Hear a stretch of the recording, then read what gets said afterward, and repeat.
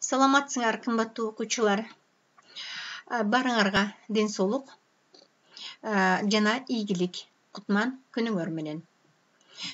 Кыргыз адабият сабагы бүгүн 7 27 күнгө жума.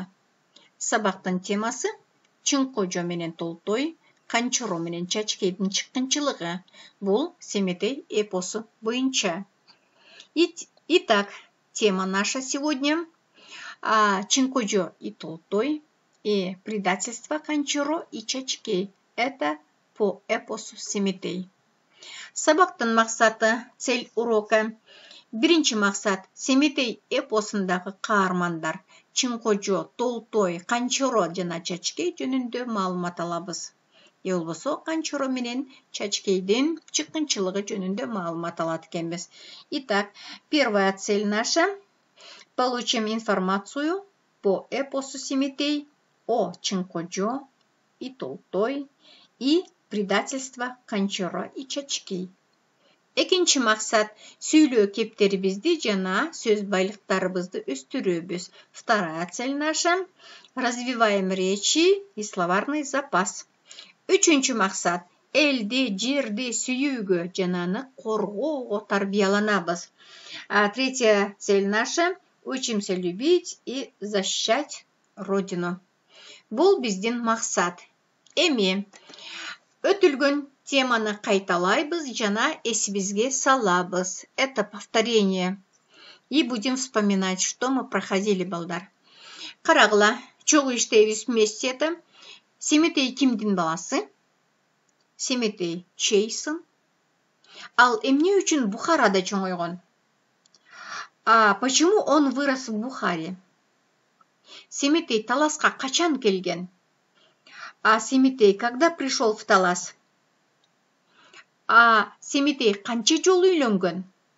Сколько раз женился Семетей? Анын биринчи аялы ким?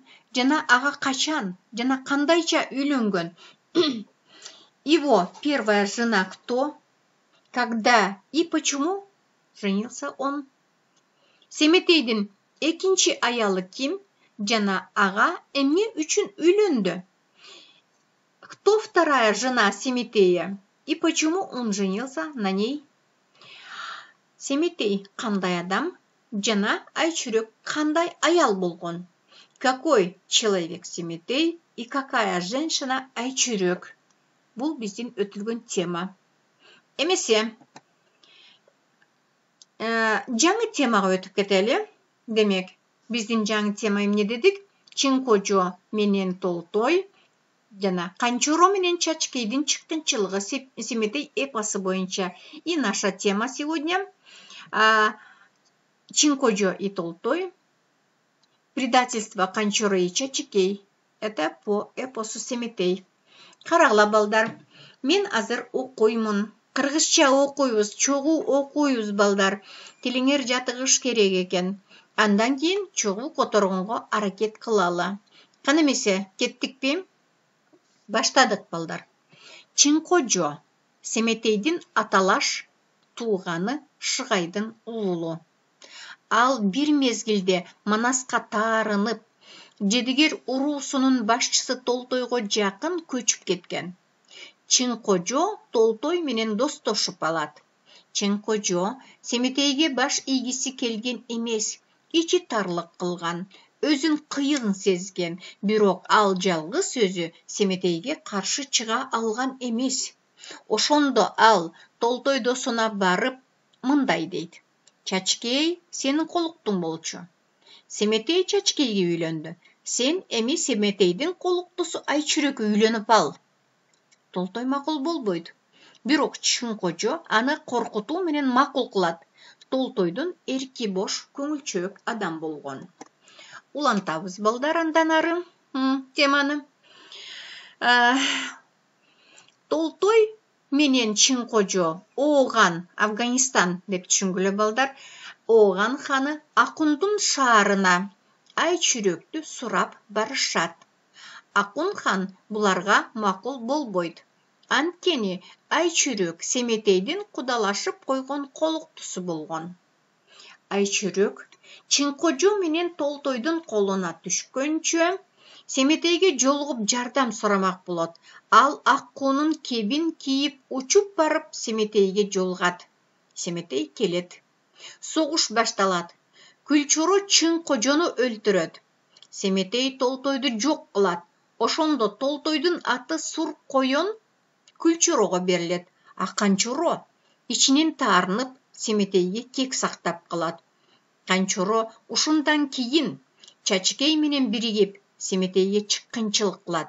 Булардын чыккынчылыгы Семетей атасы Манаска Куран окуп жаткан күнү Толтойдун баласы Жедигер уруусунун башчысы Кыязды чакырып, Семетейди колго түшүрүп жок кылышмак болгону.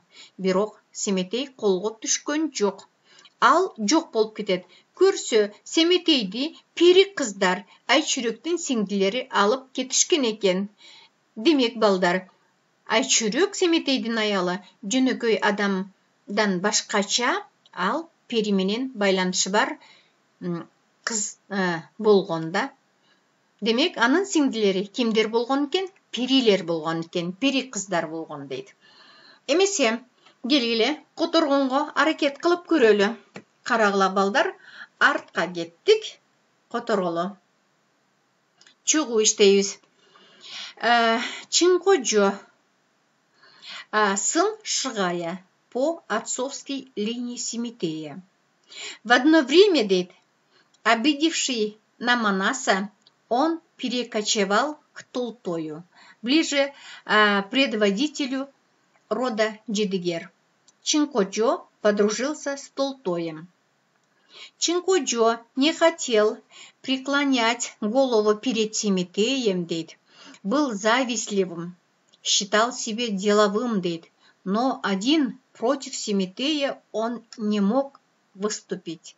И тогда, придя своему другу Толтой и говорит, балдар, он сказал, Чачыкей была твоей невестой, а Семетей женился на Чачыкей. Теперь ты должен жениться на невесте Семетея, Айчүрөк, дейт, да? И Толтой не соглашается, но Чынкожо, пригрозив ему заставить согласиться. Потому что, балдар, Толтой был слабохарактерным и податливым человеком, деп котордук бу. Эмесе, андан ары уланталы которуну. Толтой вместе Чынкожо обращается к Акунхану Афганистана с просьбой отдать им Айчүрөк, балдар.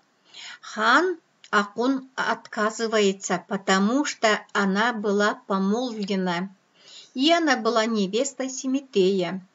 Это Айчүрөк.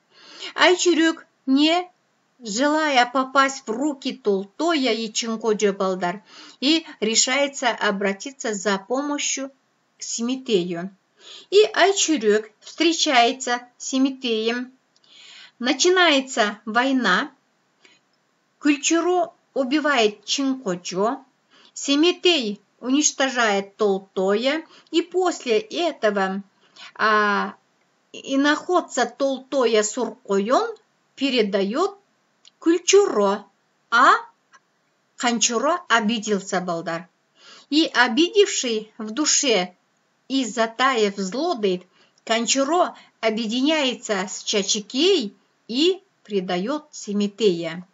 По их замыслу, в день поминок отца Семетея Манаса, дейт, вызвав сына Толтоя Кыяза, который является предводителем рода Жедигер, решает уничтожить Семетея.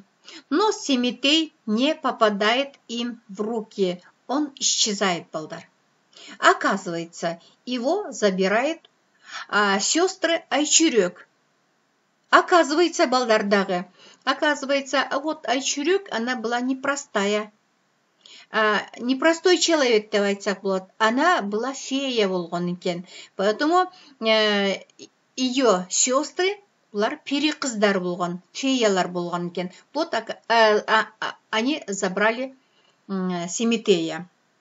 И вот балдар, біз эмне қылдық? Которып бүттік. Менімше сілерге қызықты болса керек әлі. Шындайым. Емесе, уланттық андан ары. Сүрөттөрдү қарағыла. Сүрөттөрдү көріп тұрасыңар. Семетейлер Акун хандын шарын көздөй жөнөштү. Семетей и его воиндері балдар, воины, жігіттері, отправились в город Акун хану. Кейінки алдыңқы сүрөттү қарағыла. Айчүрек Семетейді издеп чыкмак болду. Она готовилась искать балдар Семетейді. Как она нашла Семетейді? Айчүрек полетела, дейт, на поиск Семетея, дейт, в облике белого лебедя. Потому что она девушка непростая болған екен, да? И қарағыла, ошентип эмне башталды, соғыш башталды. И так началась война. Бұл сүрөттөр бойынша мен сілерге сөйлеп бердім. Эмесе, үйгө тапшырма алалы. Үйгө тапшырма, биринчи, тексти дептерге жазгыла, которгыла. Первое задание это вам. Текст запишите в тетрадь и переведите. Перевод уже есть. Но вы перевод сделайте письменно. Экинчи, жаңы сөздөрдү сөздүк дептерге жазып, которгыла. Новые слова запишите, балдар, в тетрадь и сделайте перевод. Түшүндүкпү, балдар? Үйгө тапшырманы. Эми, балдар, бүгүнкү сабак силерге жакса керек. Эгер жаккан болсо, бардыңарга чоң рахмат. Эмдики сабакка чейин көрүшкөнчө барыңарга ийгилик каалайм.